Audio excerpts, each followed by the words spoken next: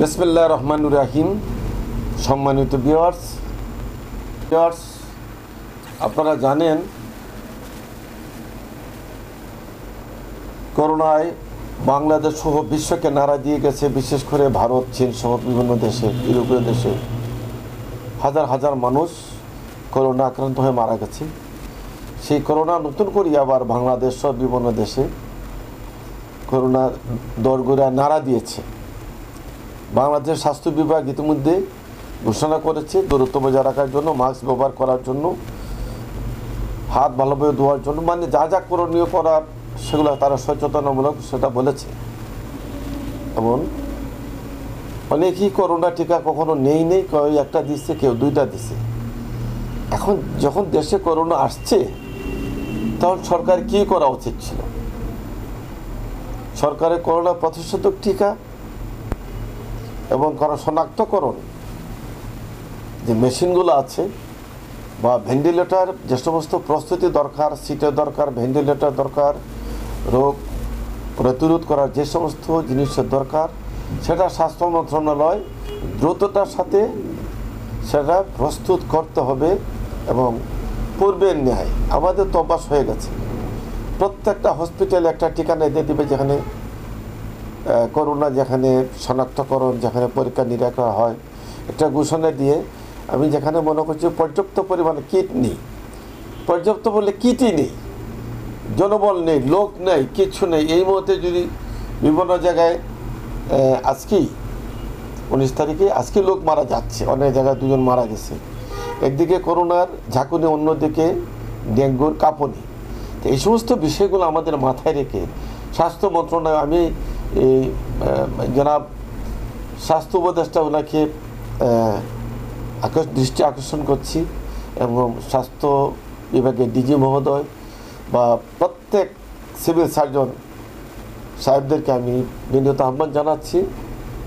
আমরা রাজনৈতিকভাবে যত চিল্লাচিল্লি করি, আমরা সেই স্বাস্থ্য বিষয়ে আমাদের একেবারে অমনোযোগী হয়ে পড়ি। আমাদেরকে মনে রাখতে হবে, একবার যদি বাংলাদেশে সর্বস্ব নিয়ে হানা দেয় করোনা, তাহলে আমাদেরকে আরও বেশি টাকা, অনেক টাকা খরচ করে আমাদের আটকানো মোটেই সম্ভব হবে না, যা বিগত দিনে আমাদের এর প্রমাণ পেয়েছি। তাহলে এখন আমাদের করণীয় কাজ কি? আমাদের করণীয় কাজ তরাতরি ল্যাব তৈরি করা, PCR ল্যাব তৈরি করতে হবে এবং আমাদের পরীক্ষার জন্য পর্যাপ্ত পরিমাণ কিট এবং ম্যান পাওয়ার আমাদেরকে যোগান দিতে হবে। প্রত্যেকটা সেন্টারে, প্রত্যেকটা হসপিটালে ডেডিকেটেড যেখানে আছে, যেখানে করোনা আক্রান্ত শনাক্তকরণ এবং ট্রিটমেন্ট যেখানে দেওয়া হয়, সেগুলো আমরা করতে হবে। আমরা যদি ভুলে যাই যে আরও আসুক, আরও আসুক, আরও আসুক, তাই আমাদের চলবে না। আমাদেরকে সচেতন হতে হবে। সরকার একটা অন্তর্বর্তীকালীন সরকার, একজন উপদেষ্টাকে 4টা-5টা মন্ত্রণালয় দিয়েছে। এমনি তো তারা অনেক ক্ষেত্রে অনেকে রাজনৈতিক মতাদর্শে বলা হচ্ছে, অনেক ক্ষেত্রে তারা অযোগ্য। অনেক মন্ত্রণালয় তারা দিয়েছে এটা ক্ষণস্থায়ীভাবে, কিন্তু কখন কী জিনিসের প্রয়োজন তারা জানেন না। তো যারা এখানে আছেন, যারা স্বাস্থ্য বিভাগে আছেন, সরকারের কারি টাকা নিচ্ছেন, সুযোগ সুবিধা নিচ্ছেন, তো আপনাদের উচিত সরকারকে সুপরামর্শ দেওয়া, দ্রুততার সাথে আপনার করোনা শনাক্তকরণ এবং করোনা ট্রিটমেন্ট এবং যে সমস্ত জিনিস প্রয়োজন হয়, বিশেষ করে করোনার টিকা, সেটা সংগ্রহ করে দ্রুততার সাথে আবার দিতে হবে। সিস্টেম তো জানা আছে, নতুন করে সিস্টেম কোনো প্রয়োজন নেই। অনলাইন সিস্টেম জানা আছে, যাদেরকে দেওয়া হয় তাদেরকে একটা কার্ড দেওয়া হবে, অনলাইনে সব চলে আসবে। সেই সমস্ত বিষয় বিবেচনা নিয়ে আজকে বাধ্য হলাম আমি দেলোয়ার খান সিলেট থেকে, chairman human rights trust of Bangladesh এবং সচেতন নাগরিক ফোরাম সিলেট বিভাগের আহ্বায়কের পক্ষ থেকে আমি আপনাদেরকে আহ্বান জানাচ্ছি, যাতে স্বাস্থ্য মন্ত্রণালয় যাদেরকে অ্যাড্রেস করেছি, জেলা প্রশাসন, পুলিশ প্রশাসন এবং সিভিল সার্জন, প্রত্যেকটা জেলায়, প্রত্যেকটা বিভাগ যারা পরিচালক মহোদয় আছেন এবং ডিজি মহোদয় যারা আছেন এবং স্বাস্থ্য মন্ত্রণালয় উপদেষ্টা মহোদয়, আপনাদের সর্বাত্মক এ ব্যাপারে সচেতন হতে হবে। এবং ডেঙ্গুর পরে হানা দিচ্ছে করোনাকে আপনাকে ঠেকাতে পারবেন না। সে আগে থেকে প্রস্তুতি নেন এবং প্রতিশোধক ব্যবস্থা নেন। সচেতন হন। এই গল্পটা বন্ধ করে আমাদেরকে বাঁচাইবার চেষ্টা করেন। সরকারে যেই আসে পরবর্তী শুনি সে 1000 কোটি টাকা নিয়ে বিদেশে হাজার বাড়ি করছে। সেগুলা কে করে?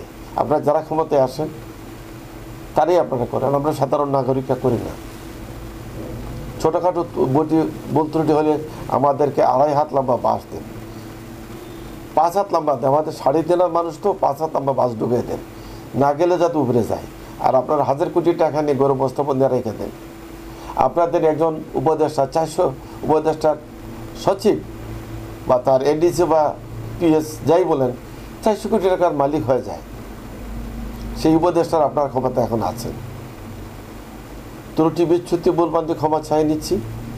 আর আরেকটা বিষয় হচ্ছে 13 তারিখ থেকে হঠাৎ করে তেহরানকে অ্যাটাক করেছে ইসরায়েল ইরানের উপর। এতে অনেক সুনামধন্য ব্যক্তি, গুণী ব্যক্তি, ওই দেশের জন্য যারা অত্যন্ত গুরুত্বপূর্ণ ব্যক্তি তারা নিহত হয়েছেন। এই পর্যন্ত 500-র অধিক মানুষ মারা গিয়েছে। আমি সেই ক্ষেত্রে বিশ্বের সকল মুসলমানদেরকে আহ্বান জানাচ্ছি, আপনারা দেখছেন গাজায় কীভাবে মানুষবিহীন গাজা হয়ে গেছে। গাজা কীভাবে এখনও প্যালেস্টাইনের নাগরিক এখনও ত্রাণ আনতে গিয়ে তারা খুন হচ্ছে, তাঁবুতে আশ্রয় নিয়ে তারা এখানে খুন হচ্ছে, শত লোক প্রতিদিন মারা যাচ্ছে। এখন যেই ইরানে তার প্রতিরক্ষা মজবুত করার জন্য ডিফেন্সকে একটা শক্তিশালী করতে গিয়ে যখন আলটা আঘাত আনছে, তখনই কিন্তু আমেরিকার সেই নির্লজ্জ ট্রাম্পে আবার হুঁশিয়ার করে দেওয়ার পর এখন ঘোষণা দিয়েই দিচ্ছে সে ইরানের সে আবার হামলা চালাবে নির্দেশ দিয়েছে। আমি বলি যারা দূর থেকে বড় বড় কথা বলেন, যারা চীন বলেন, তুর্কি বলেন, রাশিয়া বলেন, যারা আসেন পরিষ্কারভাবে আসেন না কেন, সর্বাত্মক সহযোগিতা করেন না কেন, সকল মুসলিম বিশ্বকে একত্রিত হইতে হবে। আর না আপনার সংকট বাড়বে, ছাড়া কমবে না। মধ্যপ্রাচ্যের আমরা যে সমস্ত যারা তেল সমৃদ্ধ দেশগুলো তারা তো চাইছে, দেখছে তারা ইসরায়েলের দালালি করতেছে। আপনারা দালালি না করে বিশ্ব মুসলিমকে বাঁচাতে হবে। আজকে ইরানে হাজার শত লোক মানুষ মারা যাচ্ছে, ইসরায়েলে হাজার লক্ষ লোক মারা যাচ্ছে। এরা কি মানুষ না? জাতিসংঘে কি করতেছে? আমেরিকায় কত সুন্দরভাবে বলছে এককভাবে তাকে সারেন্ডার করতে হবে। ইরান একটা দেশ, তার সার্বভৌমত্ব তাদের আছে, তাদেরকে রক্ষা করতে হবে। যে কোনো অবস্থাতে আমরা যেন তাদের জন্য দোয়া করি এবং আমাদের যতটুকু সাপোর্ট দেওয়ার আমরা সর্বাত্মক সাপোর্ট দেব। কারণ ওইখানে একটা মুসলমানদের মধ্যে একটা শক্তিশালী রাষ্ট্র ইরানকে ধ্বংস হয়ে গেলে আমরা ভবিষ্যতে আমরা দালালি করে বাঁচতে হবে, তেল পালিশ করে বাঁচতে হবে। সেই ক্ষেত্রে সবাইকে এখনও সময় আছে, আমরা মানসিকভাবে সমর্থন করে তাদেরকে সম্ভবের আর্থিকভাবে মেডিসিন দিয়ে, আর নয় কথা দিয়ে, আর নয় আমরা সামাজিক মাধ্যমে আমরা বলি ইরান যে হবে ইনশাল্লাহ, যে হতে হবে। আর কত মারবে তেল আবিব, কত মারবে? তেহরানকে শেষ করে দেওয়ার চেষ্টা করতেছে, তেহরানে পাল্টা আক্রমণ করতেছে। এইরকম দৃশ্য তেল আবিব কখনো দেখা নেই। তাদের দিক বিদিক ছুটাছুটি করতেছে। ইরান ইরাকের যুদ্ধের সময় তার জনগণ অভ্যাস হয়ে গেছে, এখনও তাদের মরতে প্রস্তুত, কারণ প্যালেস্টাইনের নাগরিক সেভাবে। কিন্তু আমরা আফসোস যে আমরা মুসলমান হয়ে আমরা মুসলমানের পাশে দাঁড়াই না এবং তাদেরকে মরাল মানসিকভাবে আমরা কোনো তাদেরকে সাপোর্ট করি না। সেইটা আমাদের লজ্জার বিষয়। সর্বোপরি আমরা যে বিষয়টা গুরুত্ব দিচ্ছি সেটা হচ্ছে বাংলাদেশ একটা ক্লান্তিকাল অতিক্রম করছে। এই বিষয়টা আমার বারবার বলার অর্থ হচ্ছে আমরা যে কোন জায়গায় দাঁড়িয়ে আছি, আমাদের প্ল্যাটফর্মটা কোথায়, আমাদের ট্রেনটা কবে ছাড়বে, কোন স্টেশনে যাবে আমরা কেউ জানি না। একে অন্যের প্রতি কাদা চোরাচুরি করছি, ইচ্ছাকৃতভাবে ক্ষমতা দেখাচ্ছি, ইচ্ছাকৃতভাবে যা খুশি তাই করছি। কারণ যে অন্তর্বর্তীকালীন সরকার, তার পিছনে কোনো দল নেই, তাকে কিছু বলে ওই শহর, ওই গ্রাম, ওই বিভাগ থেকে প্রতিবাদ আসবে সেটা নাই, যে কারণে যা ইচ্ছা তাই করে যাচ্ছে। একটা ইলেকশনের দরকার। দীর্ঘদিন দিয়ে বাংলাদেশ সুষ্ঠু নির্বাচন হচ্ছে না। একটা সুষ্ঠু নির্বাচন করতে হবে, সংস্কার যতগুলো হয়েছে ওটাকে কার্যপরিণত করা হোক, এবং ভবিষ্যৎ কীভাবে সংস্কার করা হবে, প্রত্যেকটা সেক্টরে দুর্নীতি এগুলা করতে হবে। এবং যেই সরকার ক্ষমতায় যাক না কেন, তারা যদি সমস্ত সংস্কার না করে, তাহলে সেই আওয়ামী লীগের মতন তাদের পরিণতি ভোগ করতে হবে, এটা সবারই জানা। নতুন করে পরিচয় করে দেওয়ার কিছু নেই। মির্জা ফখরুল ইসলাম বলেছেন যে যতদিন নির্বাচন না হবে ততদিন তাদের গুরুত্ব থাকবে। আমার মনে হয় তাইলে আপনার নির্বাচনমুখী হচ্ছেন না কেন? নির্বাচনকে বিলম্ব করার কারণ কি? একটা জনপ্রতিনিধিহীন দেশ এবং প্রতিনিধি ছাড়া একজন সরকার শুধু একটা বিপ্লবের মাধ্যমে সরকার পরিবর্তন করে তাকে কতদিন রাখবেন? জনসমর্থন তাকে নাই। সেক্ষেত্রে যে কোনো রাজনৈতিক দল ক্ষমতায় গেলে তার একটা জবাবদিহিতা থাকবে। এবং শুধু দেখ না, পররাষ্ট্র মন্ত্রণালয়ের সব অন্যান্য পার্শ্ববর্তী রাষ্ট্রের অন্য বিষয় নিয়ে, বিভিন্ন বিষয় নিয়ে আমাদের অনেক একটা স্থগিত হয়ে গেছে, জমাট হয়ে গেছে, ব্যাংকগুলো খালি হয়ে গেছে। এখন এই সরকার থাকলে হয়তো আরও কিছু সজীব ভুইয়ার মতন, পিএসের মতন আরও কেউ হাতছানি দিচ্ছে, এইভাবে দিতেই তো পারে। এরা এই সরকার না বলে পরবর্তী সরকার তার বুঝবে কীভাবে কোথায় কী ঘাপলাটা আছে। আমরা কি আসলে এতিম হয়ে গেলাম? আমাদের টাকা যে খুশি সে মেনে নিবে? এটা জন্য কি স্বাধীন সার্বভৌম বাংলাদেশ? আমরা চাই জনগণের ভোটে নির্বাচিত জবাবদিহি একটা সরকার হোক। এই সরকার যদি কোনো ধরনের দেখে পাচার করে বা বিভিন্ন ধরনের অনিয়ম দুর্নীতি করে, গুম করে, খুন করে, আয়নাগর বানায়, সত্যি আমরা মরতে শিখেছি, আমরা প্রতিবাদ করতে শিখেছি। আমরা আওয়ামী লীগের নেতাদেরকে দেশ তারা করব। সর্বশেষ রাব্বুল আলামিনকে প্রার্থনা করি বাংলাদেশ করে যেন একটা সুন্দর বাংলাদেশ, আমরা সবাই মিলে সচেতন হিসাবে আমরা সুন্দর বাংলাদেশ বিনির্মাণে আমরা সর্বাত্মক সহযোগিতা করি এবং অতি দ্রুততার সাথে একটা নির্বাচন দিয়ে স্বাধীন সার্বভৌম আমরা রক্ষা করি এবং আমাদের দেশটাকে এগিয়ে নিয়ে যাওয়ার চেষ্টা করি। এবং যারা ইতিমধ্যে চুরি ডাকাতি করে শুরু করেছেন, সাদাবাজি শুরু করছেন, ব্যাংক ডাকাতি শুরু করছেন, ব্যাংক লুটারে নেওয়ার চেষ্টা করতেছেন, তারা সাবধান হয়ে যান। বিশেষ করে বড় রাজনৈতিক দল বিএনপি, সাদাবাজি বন্ধ করতে হবে। আপনাদের অনেক লোক প্রেমে প্রত্যাখ্যান হয়ে তার বাপকে হত্যা করছে, এভাবে পরিষ্কার চলে আসতেছে মিডিয়াতে। এগুলা কি বার্তা দেয়? আপনারা ক্ষমতায় আসলে কি করবেন? তারপরেও একটা সুষ্ঠু নির্বাচন হতে হবে, একটা সুষ্ঠু নির্বাচন চাই। আমরা দীর্ঘদিন থেকে নির্বাচন আমরা ভোট দিতে পারি না। দীর্ঘদিন থেকে অনেক নতুন ভোটার আছে, তাদের বয়স হয়ে গেছে 35-40, তারা এখনো ভোট দিতে পারে নাই। তাদেরকে ভোট দেওয়ার সুযোগ করতে হবে, সেই পরিবেশকে অন্তর্বর্তী সরকার করতে হবে। ইতিমধ্যে মাননীয় স্বরাষ্ট্র উপদেষ্টা চমৎকার বলেছেন, আমরা আপনাদের ভোট দেওয়ার সুযোগ করে দেবো।